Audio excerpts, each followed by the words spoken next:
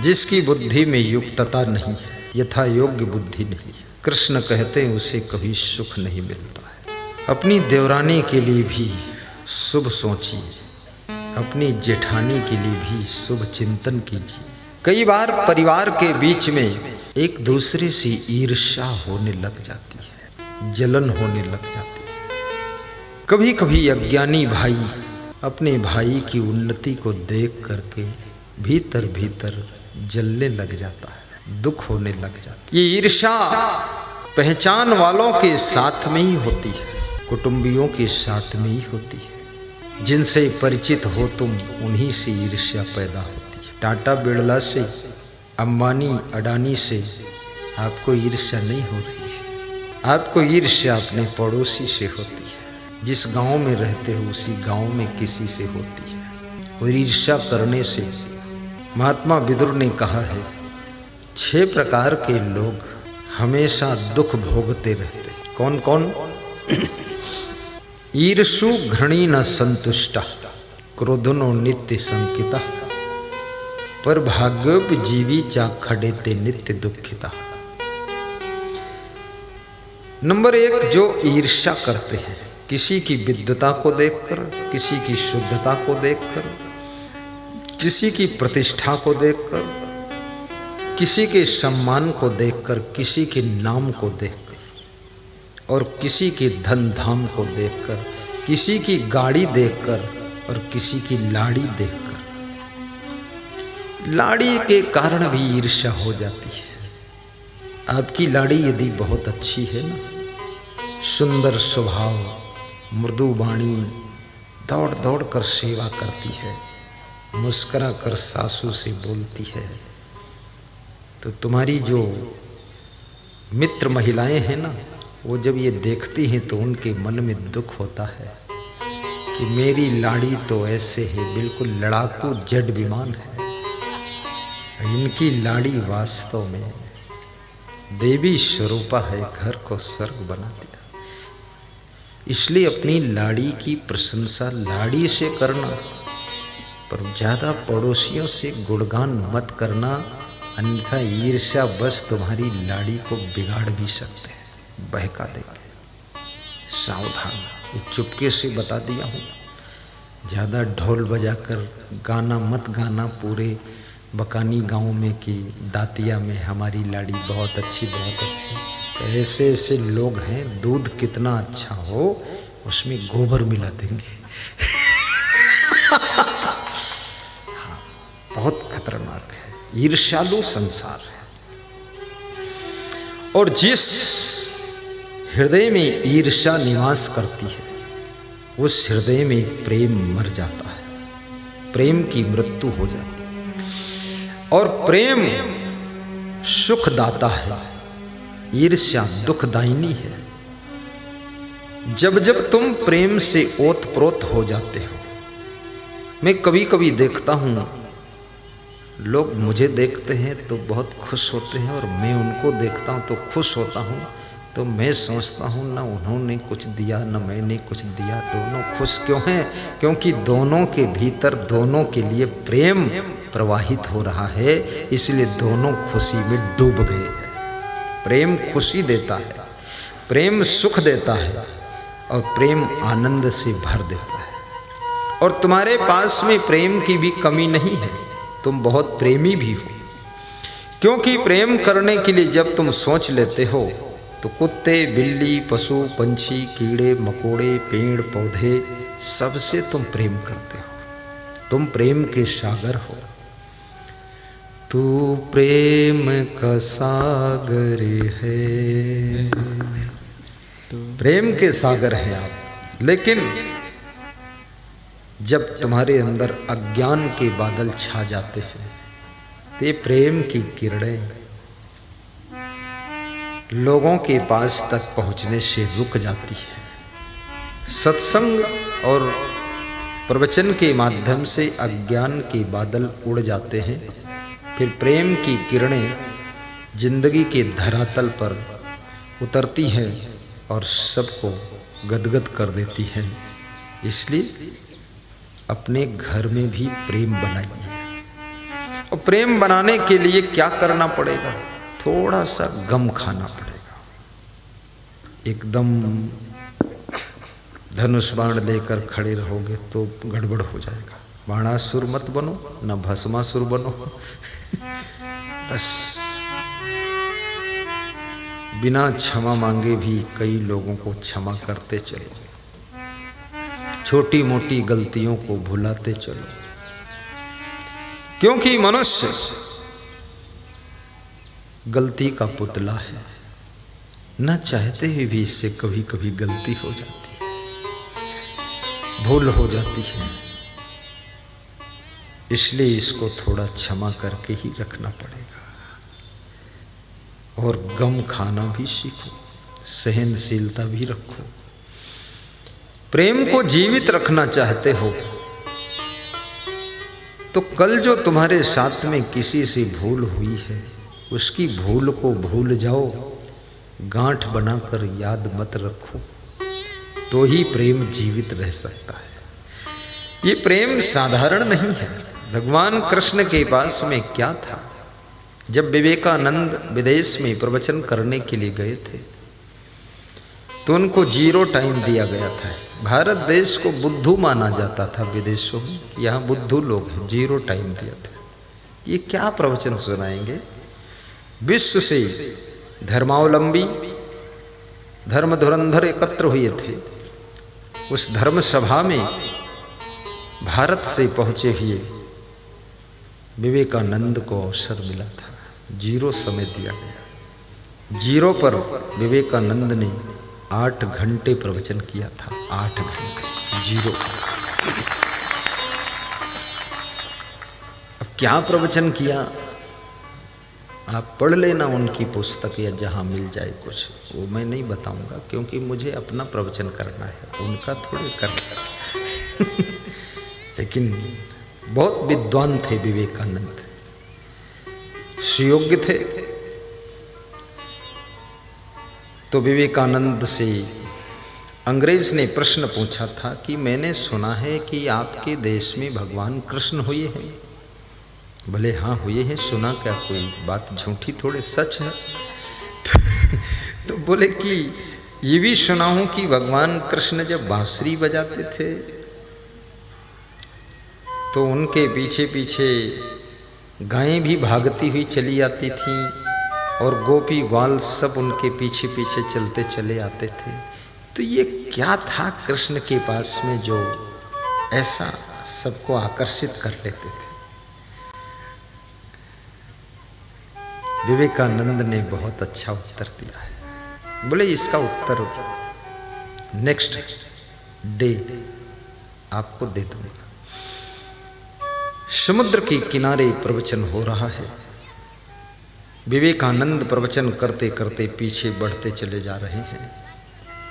आधा किलोमीटर पीछे चले गए। श्रोता सब उनके साथ साथ चलते चले जा रहे हैं। तब विवेकानंद ने बताया कि आप कहाँ खड़े थे इस समय, कहाँ आ गए हो, ये देख लो मुड़ के।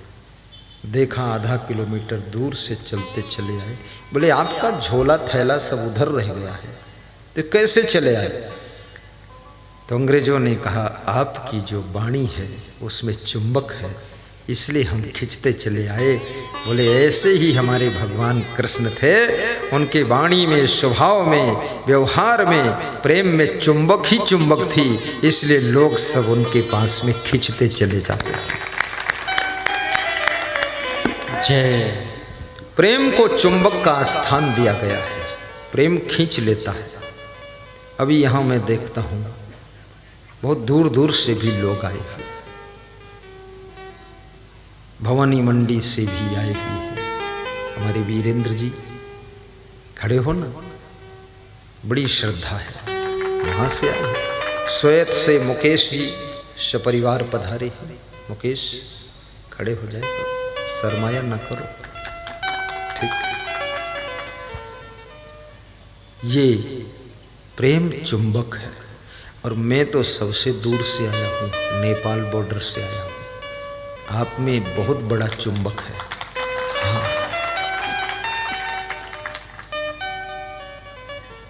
ये प्रेम एक ऐसी चीज है, जब नाम लेते हैं हम लोग बकानी चलना है तो मैं तो बहुत खुश हो जाता हूँ। इसलिए खुश हो जाता हूँ कि बकानी आने के बाद सब चिंता खत्म। ऐसे थोड़ा थोड़ा हमको भी फिक्र रहती है, लेकिन बकानी आने के बाद बस काम खत्म। दो ही काम बचते हमारे हैं, एक तो प्रवचन करना और दूसरे सोना। खाने की भी फिक्र नहीं है, क्योंकि नाश्ता इतना डबल डोज रहता है। मैंने तो आज अपने भंडारी को बुला के कह दिया मेरा भोजन मत बनाना, क्योंकि नाश्ता में ही बेहोश हो जाऊंगा। वास्तव में मैं भोजन नहीं किया, फिर आज कल भी नहीं करूंगा, परसों भी नहीं करूंगा, क्योंकि नाश्ता ही इतना तगड़ा है। 4-4 5 प्रकार की तो तिल की पापड़ी है, उसी में मैं सोचता हूँ ये खाऊं कि वो खाऊं, कौन खाऊंगा। थोड़ी थोड़ी तोड़ के खाता हूँ। और फिर चिकित्सा की दृष्टि से मेरा नाश्ता आता है, चिकित्सा कि गुरु जी का स्वास्थ्य भी ठीक रहे। वो लड्डू होता ना, मेथी के लड्डू, वो आ गया। दूसरा वो नारियल का लड्डू। नारियल का जो लड्डू होता है रोग निरोधक होता है, और नारियल शुगर नाशक होता है, और मेथी शुगर नाशक होती है। ये बात को समझना, ये ऐसे फालतू स्वाद के लिए नहीं खाया जाता, इसके पीछे स्वास्थ्य भी छिपा है। नारियल खाने से आपकी शुगर कंट्रोल होती है। और हरी मिर्च, स्वास्थ्य के बारे में 2 मिनट बोल सकता हूं ना। हरी मिर्च खाने से आपके अंदर शुगर की बीमारी है तो खत्म हो जाएगी, लेकिन इसका अर्थ ये नहीं कि आधा किलो मिर्च खा लो तो कोई और बीमारी हो जाएगी। बस एक मिर्च, हाँ, बहुत सुंदर। और वो सूजी का बनता है ना, रवा का उपमा, हल्का होता है, बिल्कुल कम मेहनत से हजम हो जाता है, वो भी था। तो मैं तो खुश हो गया। और गाजर का हलवा, गाजर लाल रंग की होती है, बिल्कुल खा लो तो तुम्हारा खून सब बढ़ जाएगा, लाल लाल हो जाएगा। इसलिए आज हमारे भी लालिमा बढ़ी है कुछ। और ये घाटिया परिवार की माताएं बहनें, इनमें एकता बहुत है, बड़ा संगठन रहता है। ऐसे सेवा में जुटती जैसे चींटियां जुट जाती है, सब एकदम एक साथ। एकता, संगठन प्रेम की पहचान है।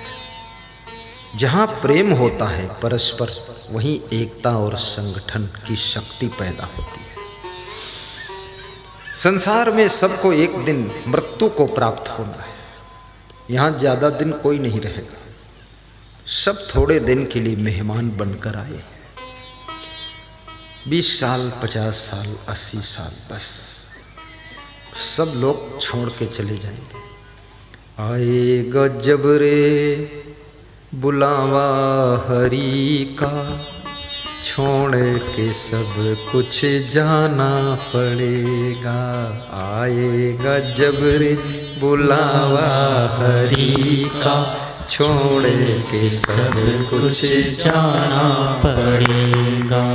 आएगा जब रे बुलावा हरि का, छोड़ के सब कुछ जाना पड़ेगा।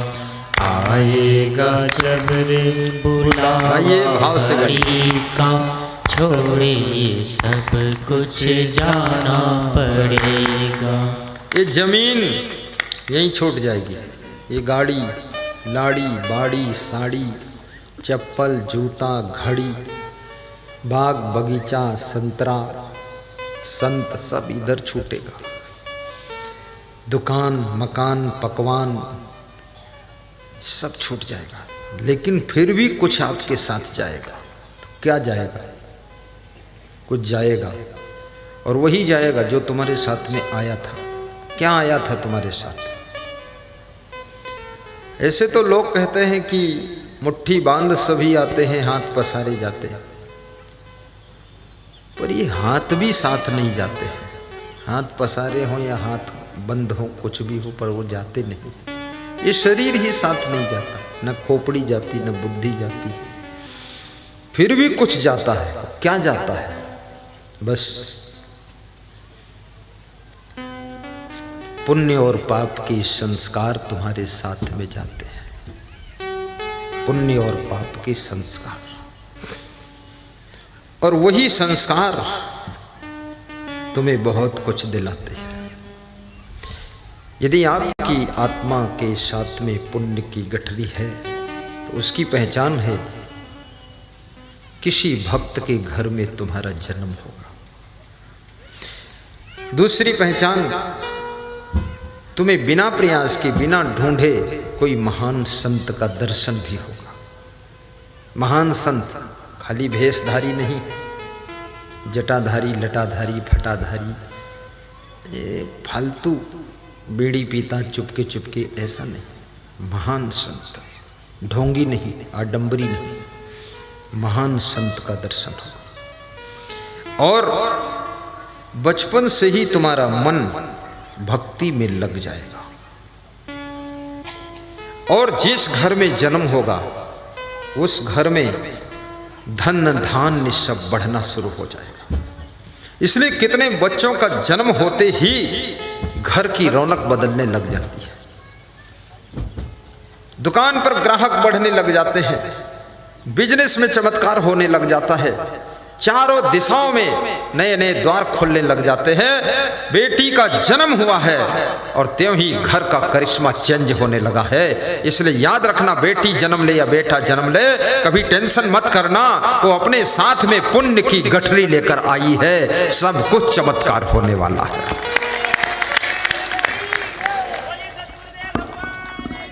जय जय।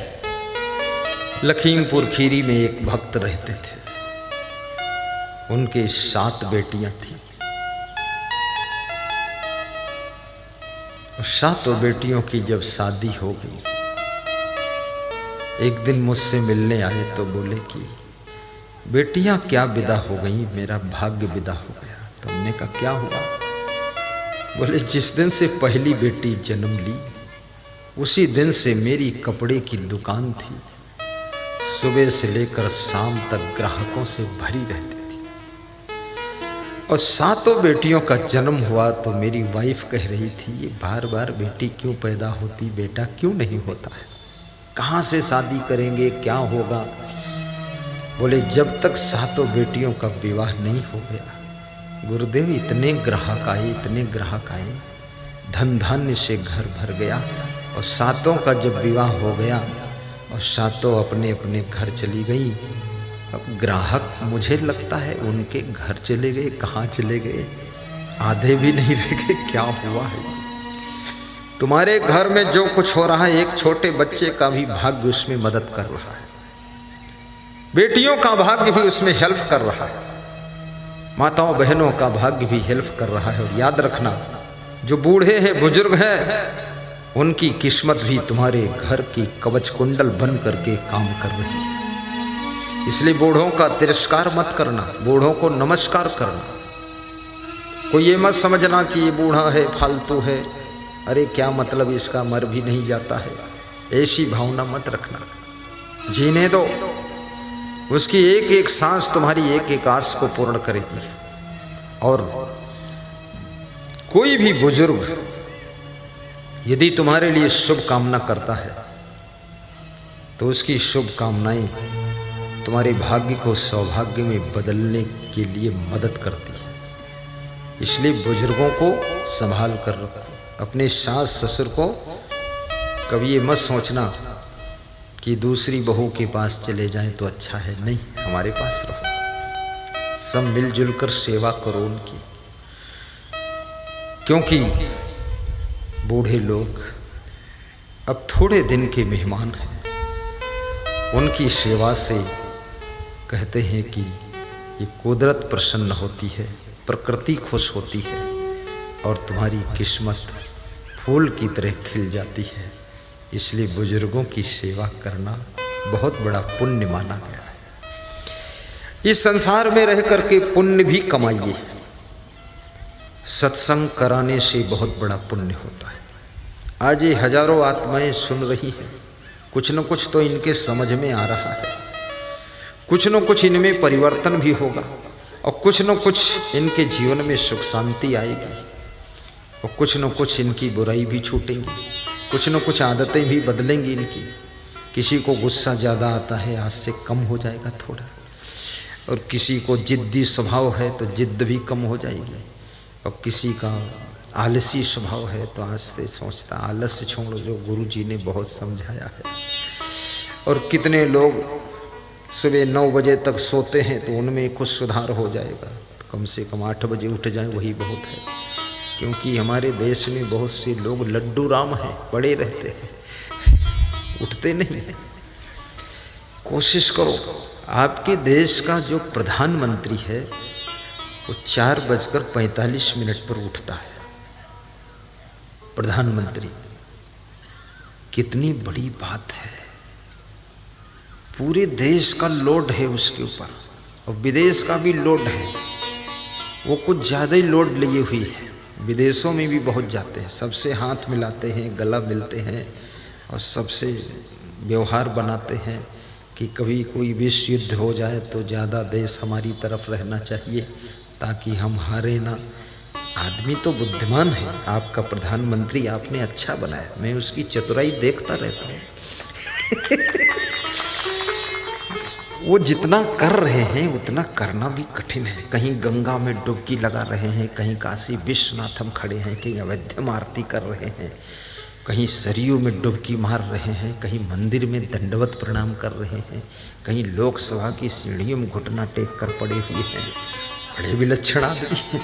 कहीं माथे में पूरा चंदन वंदन लीपे पोते बैठे, कहीं माला पहन करके बद्रीनाथ केदारनाथ की कंधरा में ध्यान लगा। ऐसा कोई प्रधानमंत्री आज तक हुआ नहीं। कहीं देखो तो वो सफाई कर्मियों के पांव धो रहे हैं, कहीं तो श्रम करने वालों के साथ भोजन खा रहे हैं। उनका एक नया नया सिस्टम ही रहता है। अब ये सब ओवरलोड हो जाता है, ये सब काम फालतू हो जाते फिर, लेकिन फिर भी वो व्यक्ति 4:45 पर जग जाता है।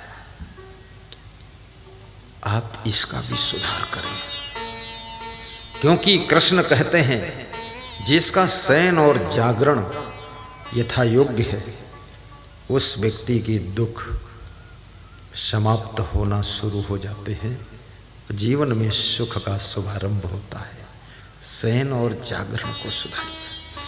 सुबह सुबह थोड़ा परिक्रमा कीजिए। परिक्रमा कम से कम 2.5 किलोमीटर जाइए और 2.5 किलोमीटर आइए, इससे ज़्यादा ज़रूरत नहीं है। क्योंकि बहुत अधिक पैदल चलने से बुढ़ापा जल्दी आता है। ये चुपके से बता देता हूँ, ये कोई अगर बता दिया पैदल चलने से फ़ायदा है तो दिन भर रगड़ते रहो तो बूढ़े जल्दी हो जाओगे। दिन भर नहीं, बस सुबह हो गया उसके बाद कार में चलो। कार शोरूम से खरीदो, लेकिन संस्कार सत्संग से प्राप्त करो। हाँ, संस्कार विहीन व्यक्ति की कार भी बेकार है, और जिसके पास कार है और संस्कार भी है तो याद रखना उसकी जिंदगी इतनी सफल है, इतनी सुखी है कि वो कार में बैठता है तो समझ लो स्वर्ग में बैठा जा रहा है। संस्कार तुम्हारी जिंदगी को स्वर्ग बना देता है। कार तो केवल इस मंजिल से उस मंजिल तक पहुंचाती है, लेकिन संस्कार इस लोक से परलोक तक तुम्हारी यात्रा में मदद करता है। इसलिए संस्कार प्राप्त करो। इस लोक के लिए कार भी होना चाहिए और संस्कार भी होना चाहिए। कल हमारे साथ में खानपुर के टीआई जी आए। मरायता गांव में पधरौनी थी। श्री लाल चंद, ओंकार लाल नागर, भैरू लाल नागर, माधव लाल गुजर, जगन्नाथ गुजर, मदन लाल गुजर, निर्मल गुजर, कई जगह पधरौनी थी। तो टीआई साहब स्वयं आए, तो मैंने उनको कहा कि आप इधर बैठ जाइए।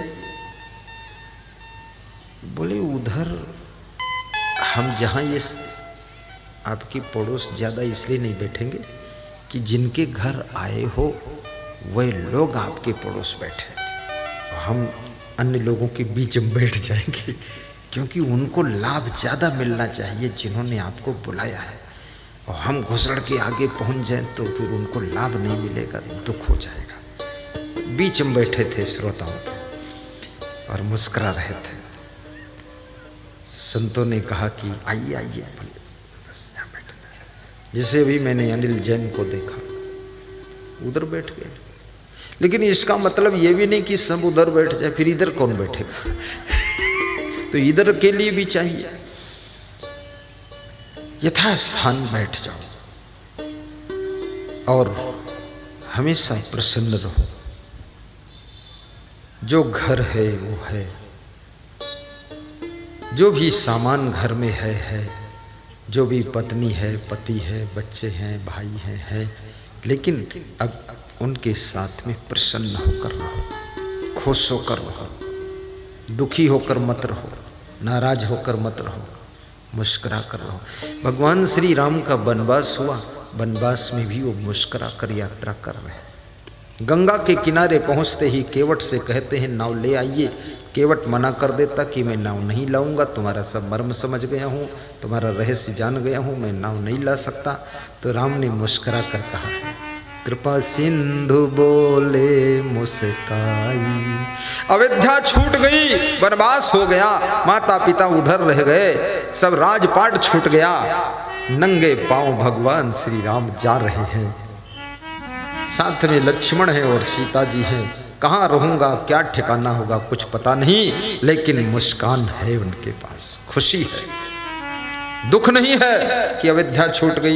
ये गुस्सा नहीं है कि राजा दशरथ जी ने मुझे वनवास क्यों दे दिया, पक्षपात किया, ये किया वो किया, और अपनी पत्नी के गुलाम हो गए, पिताजी होकर अक्कल नहीं आई, ऐसा वैसा कुछ नहीं बोल। तुम तो अपने पिताजी के बारे में भी बहुत भाषण करते हो, माँ के बारे में भी तुम प्रवचन देते ही रहते हो, लेकिन भगवान राम ने एक शब्द नहीं कहा कि मेरे पिताजी गलत है, ये भी नहीं कहा कोई और गलत। बोले कुछ नहीं हुई है वह जो राम रचि राखा, को करि तर्क बढ़ा वही साखा। केवट से मुस्कुरा कर बोले, कृपा सिंधु बोले मुस्काई, सोई करो जेहि तव नाम न जाई। हे केवट, तो वही कर जिससे तेरी नाव सुरक्षित रहे और मुझे पार कर। बेगियानो जल पाई पखारू, होत विलंब उतारहु पारू। रामायण तो आपने बहुत पढ़ा है, मैंने भी लॉकडाउन में 2-2, 3-3 बार फिर से रिवीजन किया और याद भी किया हूँ, केवल पढ़ा नहीं मैं। तो उसमें मैंने एक चीज देखा विशेष, कि विलंब शब्द का भगवान श्री राम बहुत प्रयोग करते हैं, और जल्दी शब्द का, बेगी शब्द का प्रयोग करते हैं। समय के महत्व को समझते हैं कि जल्दी करो, देर हो रही है।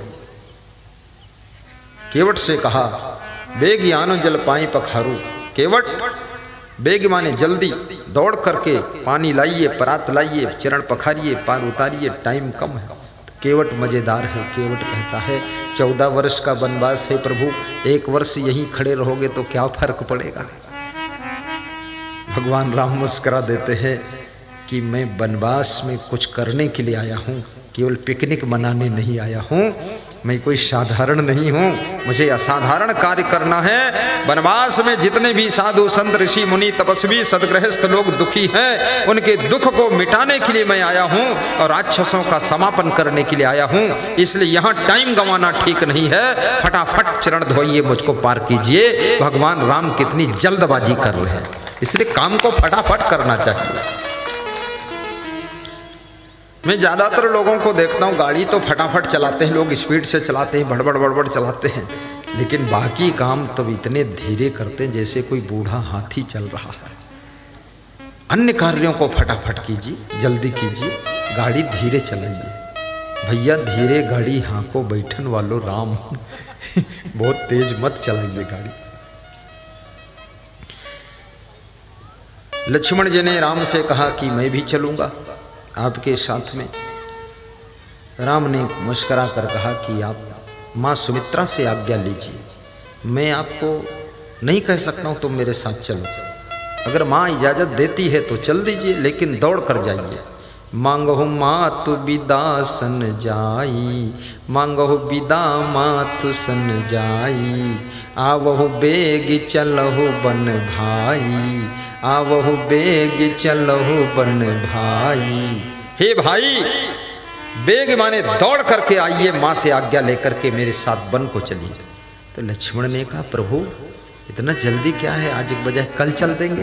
बोले नहीं, पिताजी ने वनवास आज दिया है, आज ही निकलना है। कल अगर निकलेंगे, एक रात रुक गए ना, तो बहुत से लोग कहेंगे कि और 2 दिन रुक जाओ तो ठीक है। रुकना नहीं, तुरंत निकलना है। कोई तैयारी नहीं करना है, ना कुछ सामान यहाँ से बांधना, ना रुपया लेना, कुछ नहीं। कभी कभी आप अपने भाग्य की परीक्षा कीजिए, खाली हाथ चल दीजिए, देखिए आपकी किस्मत सब व्यवस्था आगे कर दी। ऐसा कुछ आपके पास जो सद्बुद्धि है, विवेक है, सब आगे आगे प्रबंध करता है। जाही के विवेक ज्ञान ताही को कुशल जान, जाही और जाए तको ताही और सुख है, जाही और जाए तको ताही और सुख है। जीवन में विवेक और ज्ञान को प्राप्त करो। ये विवेक और ज्ञान यदि तुम्हारे पास में है, तुम कहीं भी रहो, तुमको सुख मिलेगा। बिन विवेक कोई ना सुखी, बिना किए संतोष, सबको देखो हाल यह, पढ़े या पढ़ मन को। बिना विवेक के, बिना संतोष के कोई सुखी नहीं हो सकता। गोधन गज धन बाज धन, और रतन धन खां, जब आवे संतोष धन, सब धन धूल समान। आपके पास में सोना चांदी भी होना चाहिए, रुपये पैसे भी होना चाहिए, जमीन जगह दुकान मकान सब होना चाहिए, लेकिन सब होने के साथ साथ संतोष धन भी होना चाहिए। संतोष धन आपको सुख से भर देता है। बाकी धन तो केवल आपको सुविधा दे सकते हैं, सुख नहीं दे सकते हैं, लेकिन संतोष जब हृदय में आता है तो आपकी जिंदगी में सुख भर देता है। इसलिए संतोष भी रखिए।